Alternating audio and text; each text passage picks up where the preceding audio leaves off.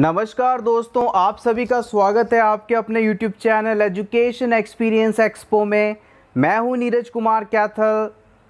आज हम लेकर आए हैं फंडामेंटल ऑफ नर्सिंग सब्जेक्ट के कुछ इम्पॉर्टेंट क्वेश्चन एंड आंसर्स का कलेक्शन। इस वीडियो सीरीज़ का यह पार्ट 2 है। So everyone, let's begin the video. Question number 1, loss of appetite is also known as.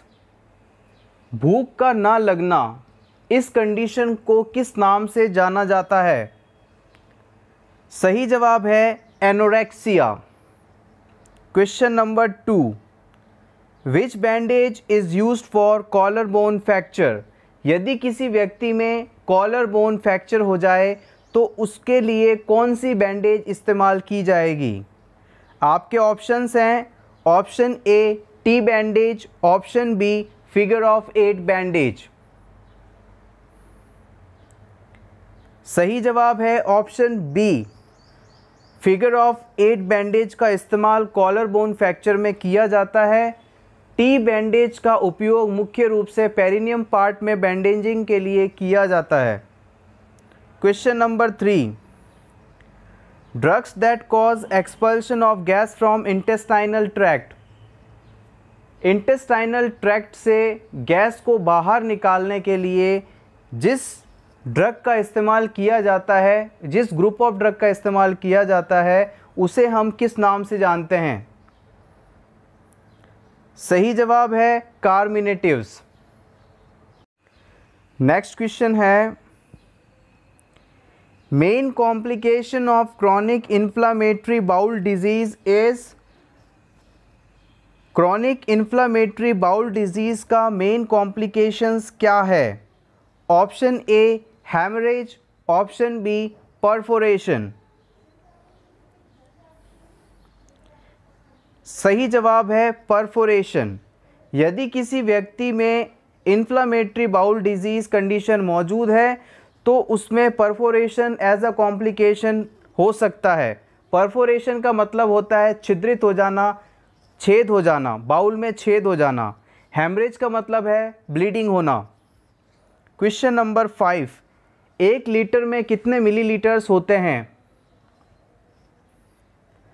सही जवाब है 1000 millilitres. 1 litre equals 1000 ml। Question number 6, insomnia का मतलब क्या होता है? इंसोम्निया का मतलब है इनएबिलिटी टू स्लीप। नींद का ना आना इंसोम्निया कहलाता है। क्वेश्चन नंबर 7, पायूरिया मीन्स क्या है? पायूरिया का मतलब है पस इन यूरिन। पेशाब में पस का मौजूद होना पायूरिया कहलाता है। नेक्स्ट क्वेश्चन है, what size of rectal tube used to give enema in adult, child, infant. Adult person, child और इन्फेंट को एनिमा देते समय किस साइज़ की रेक्टल ट्यूब का इस्तेमाल करना चाहिए? आंसर, अडल्ट पर्सन को यदि आपको एनिमा देना है तो 14 से 30 फ्रेंच की रेक्टल ट्यूब का इस्तेमाल किया जाता है। चाइल्ड के केस में 12 से 18 फ्रेंच की रेक्टल ट्यूब यूज़ की जाती है, जबकि इन्फेंट में 12 फ्रेंच की रेक्टल ट्यूब का इस्तेमाल किया जाता है। इम्पॉर्टेंट क्वेश्चन था ये। Question number 9, which of the following is the cause of respiratory acidosis. निम्न में से कौन सा रेस्पिरेटरी एसिडोसिस का कॉज है? Option A respiratory failure, option B drowning, option C paralysis of respiratory muscles, option D all of the above.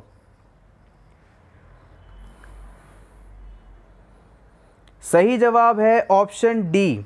यदि किसी person में रेस्पिरेशन फेल हो जाए, रेस्पिरेटरी फेलियर हो जाए, उसके लंग्स या किसी भी वजह से उसको रेस्पिरेशन में प्रॉब्लम आए तो ये रेस्पिरेटरी कहलाता है। इसके कारण भी पर्सन को रेस्पिरेटरी एसिडोसिस हो सकता है। पेशेंट यदि कहीं डूब गया है, ड्राउनिंग हुई है, तो भी उसे रेस्पिरेटरी एसिडोसिस डेवलप हो सकता है। रेस्पिरेटरी मसल्स में यदि पैरालिसिस हो जाए, उसके फेफड़े फूलना सिकुड़ना बंद कर दें, तो भी पेशेंट में रेस्पिरेटरी एसिडोसिस की कंडीशन हो सकती है। तो option D, all of the above is the right answer. Next question है, सुफिक्स एक्टोमी का मतलब क्या होता है? यदि किसी शब्द के पीछे एक्टोमी वर्ड लगा है तो इस एक्टोमी का मतलब क्या है? Option A, removal of any body part, option B, repairing of body part. सही जवाब है ऑप्शन ए, एक्टोमी सुफिक्स का मतलब है removal of any body part. Question number 11, Ringer lactate solution is a hypertonic solution, hypotonic solution, isotonic solution. सही जवाब है option C, isotonic solution. Ringer lactate solution एक आइसोटोनिक सॉल्यूशन है।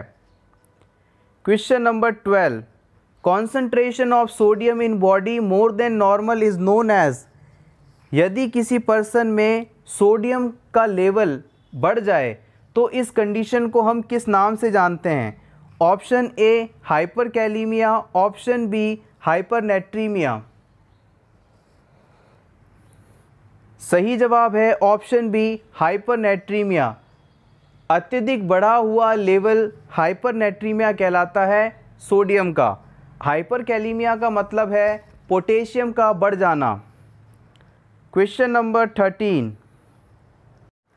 Complication of intravenous infusion includes accept.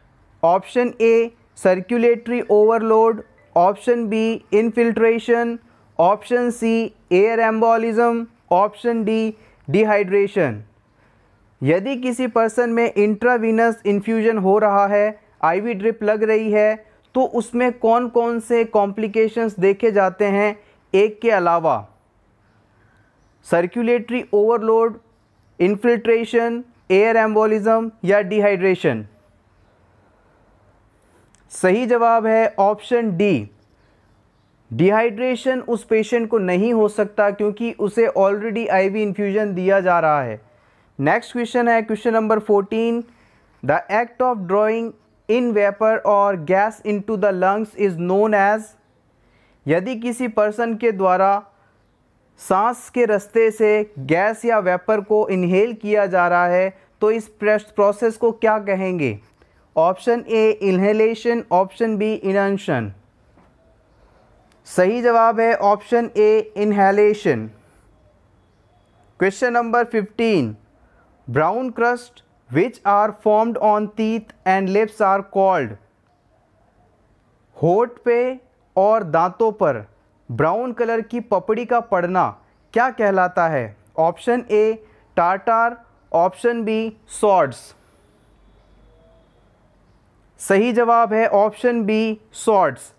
होठों पे और दांतों पर ब्राउन कलर की पपड़ी या क्रस्ट का पड़ना सॉर्ड्स कहलाता है। Question number 16, other name of gas sterilisation. Gas sterilisation के प्रोसेस को हम और किस नाम से जानते हैं? Option A, hot air sterilisation, option B, fumigation. सही जवाब है ऑप्शन बी, फ्यूमिगेशन।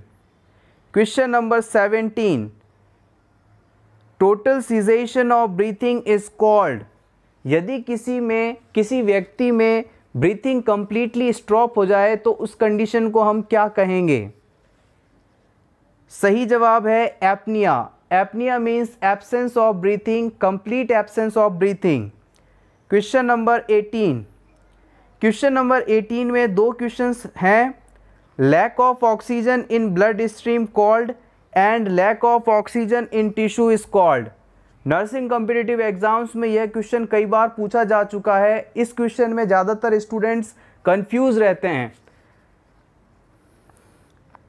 सही जवाब है इन दोनों कंडीशंस का, lack of oxygen in blood stream is called hypoxaemia. यदि किसी व्यक्ति के ब्लड स्ट्रीम में ऑक्सीजन की मात्रा कम हो जाती है तो इस कंडीशन को हम हाइपोक्सीमिया कहते हैं। जबकि यदि किसी पर्सन के टिश्यू में ऑक्सीजन की मात्रा कम हो जाती है तो इस कंडीशन को हम हाइपोक्सिया कहेंगे। Lack of oxygen in tissue is called hypoxia. एक बार फिर से देख लीजिए, lack of oxygen in blood stream called hypoxaemia. Hypoxaemia. Lack of oxygen in tissue is called hypoxia. Hypoxia. Question number 19, who is known as lady with the lamp. Lady with the lamp के नाम से किन्हें जाना जाता है? सही जवाब है फ्लोरेंस नाइटिंगेल को। Question number 20, the technique which is use to prevent cross infection is known as. उस टेक्निक का नाम बताइए जिसके द्वारा हम क्रॉस इन्फेक्शन को रोक सकते हैं। Option A barrier nursing, option B preventive nursing. Right answer is option A barrier nursing. Barrier nursing एक ऐसी टेक्निक है जो कि क्रॉस इन्फेक्शन को रोकने के लिए उपयोगी होती है। सो फ्रेंड्स, ये थे हमारे आज के 20 important questions from the subject fundamental of nursing. इस वीडियो सीरीज़ का पार्ट 1 ज़रूर देख लीजिएगा। अगर आपको ये वीडियो, ये क्वेश्चंस अच्छे लगे तो प्लीज़ इस वीडियो को लाइक कर दीजिए। अपने दोस्तों के साथ इस वीडियो को ज़रूर शेयर करें। इसी तरह के और वीडियोस देखने के लिए education experience expo YouTube channel को सब्सक्राइब करें। Thanks for watching. All the best.